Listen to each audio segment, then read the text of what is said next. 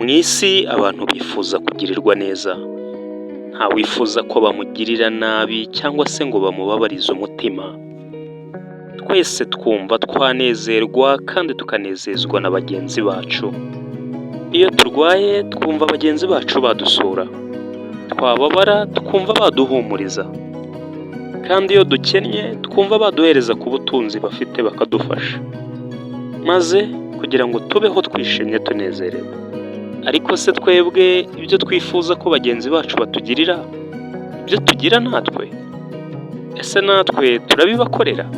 Cyangwa iyo bahuye n'ibibazo twe turabatererana? Ese Imana yo yifuza ko dutererana bagenzi bacu? Luka 6:31. Kandi uko mushaka ko abantu babagirira, abe ariko mubagirira namwe. Nimukunda ababakunda, muzashimwa iki? Abanyabyaha nabo ko bakunda ababakunda, kandi nimugirira neza abayibagirira, muzashimwa iki? Abanyabyaha nabo ko ariko bakora.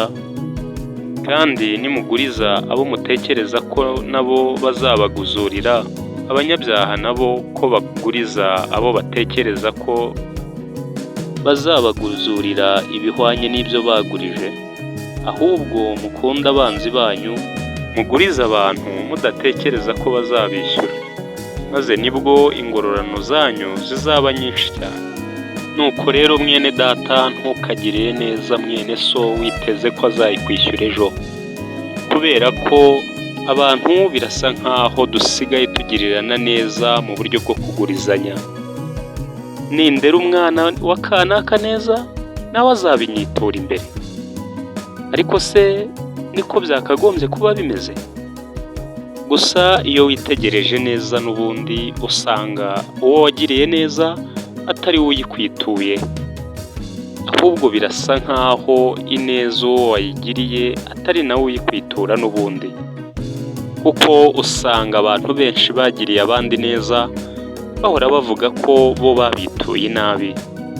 Nuko rero nshuti y'Imana, Imana ntabwo ishaka ko tugirira bagenzi bacu neza tubitezeho amakiriro ari imbere, ahubwo nugira neza uzumve ko wandikishije mu ijuru, maze nugera imbere Uwiteka niwe uzakwitura ineza wagiriye mwene so ubwo yari ari mu makuba no mu byago.